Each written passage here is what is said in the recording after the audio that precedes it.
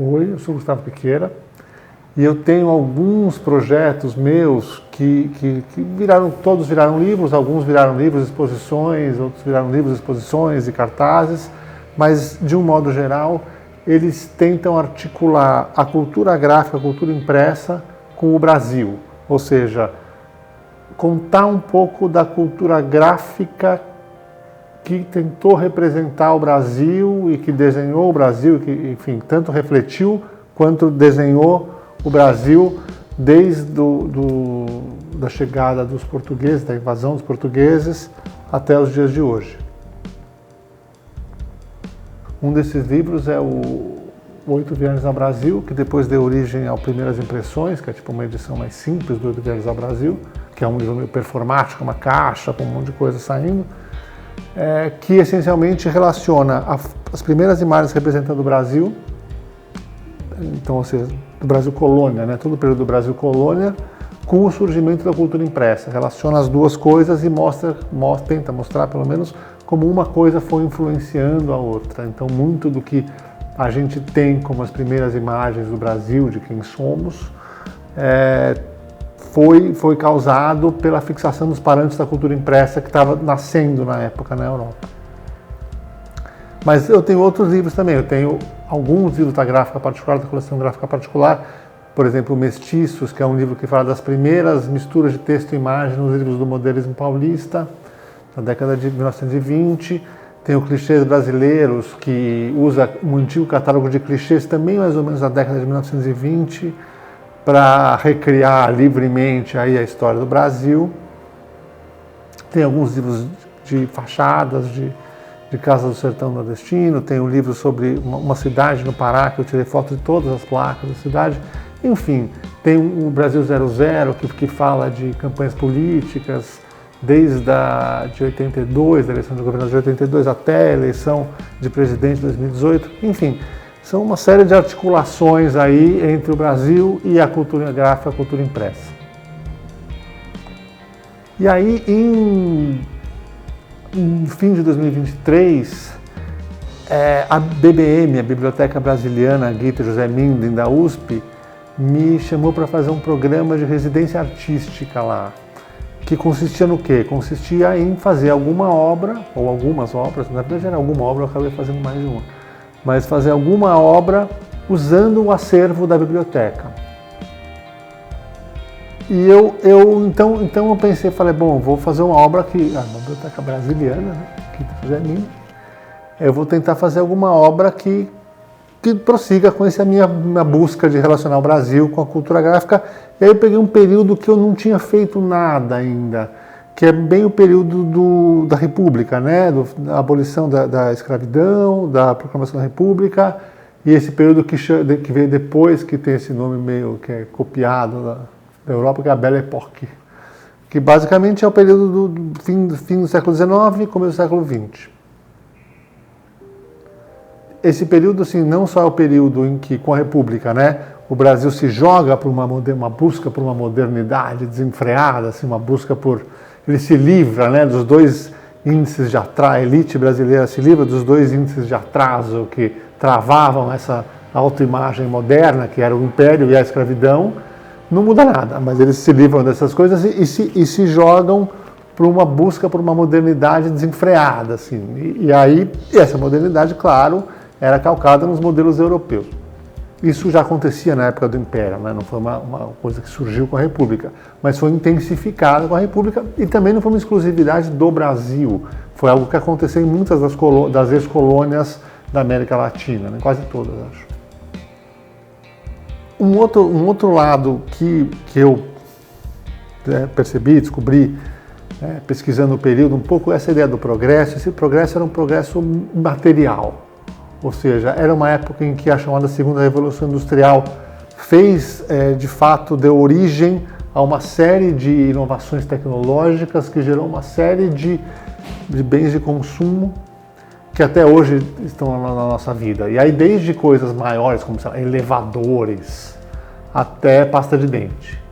Então, de certa forma, essas coisas materiais, esses itens materiais, esses artefatos materiais, eles eram os símbolos do progresso.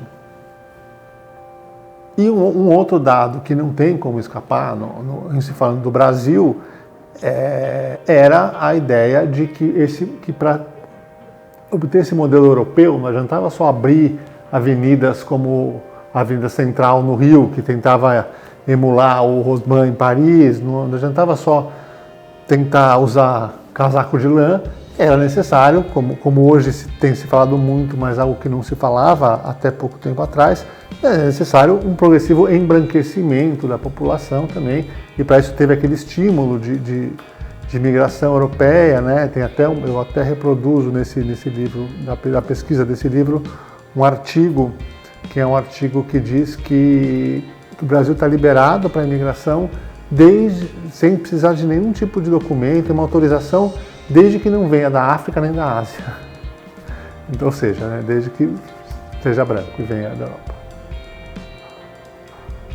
Acho que junto com todo esse cenário tem um momento, nesse final, esse período específico, é um momento em que a imprensa aqui no Brasil, e não só no Brasil, no mundo inteiro, ela está vivendo um momento muito pujante, assim, tá, né, fazendo tiragens cada vez maiores, com um número de publicações cada vez maiores, e também usando as publicações para anunciar os produtos. Então tem a publicidade surgindo aí com aquela voracidade que a gente conhece bem.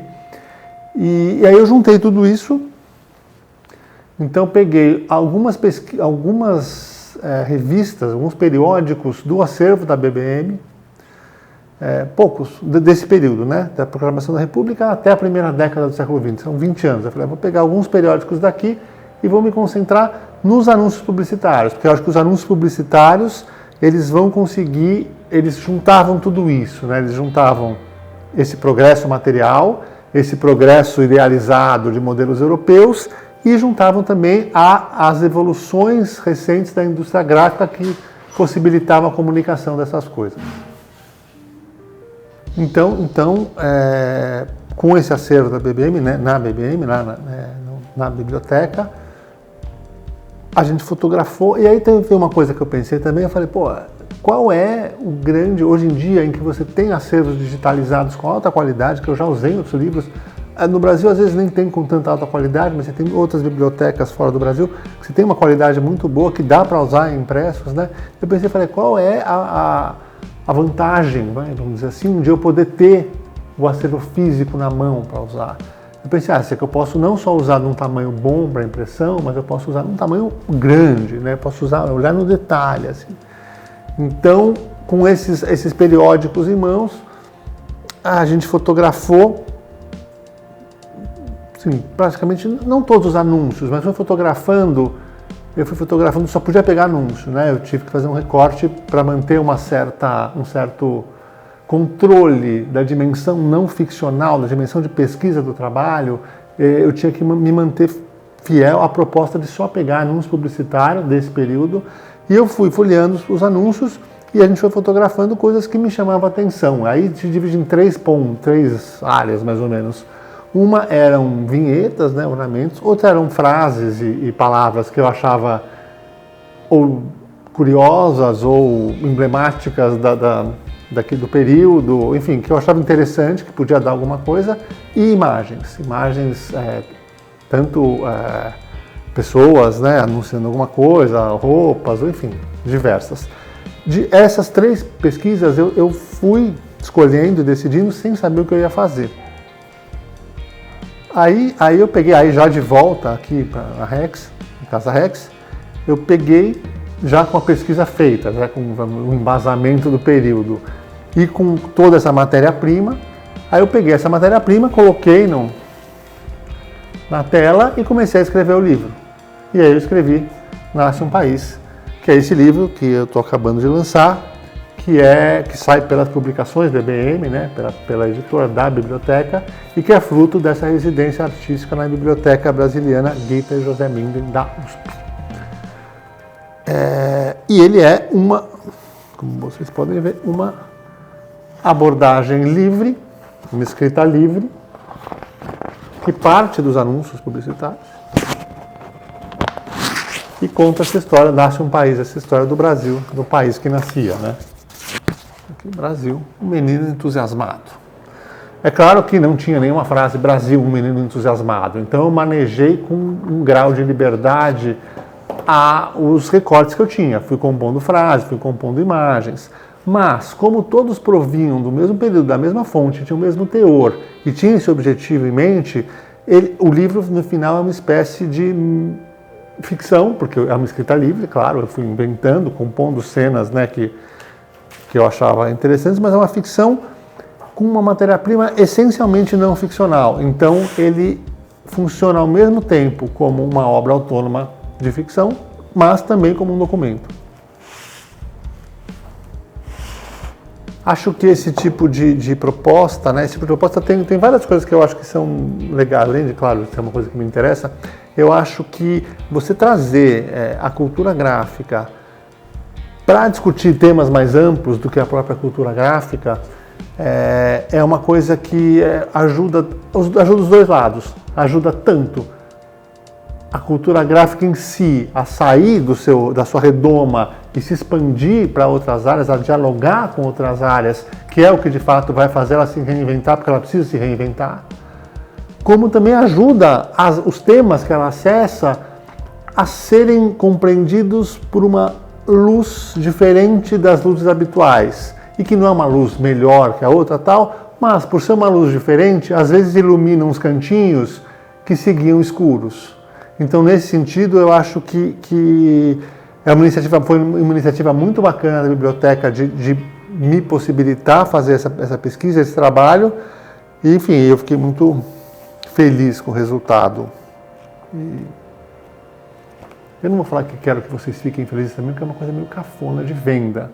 Mas eu fiquei muito feliz com o trabalho e para mim isso é suficiente. Obrigado.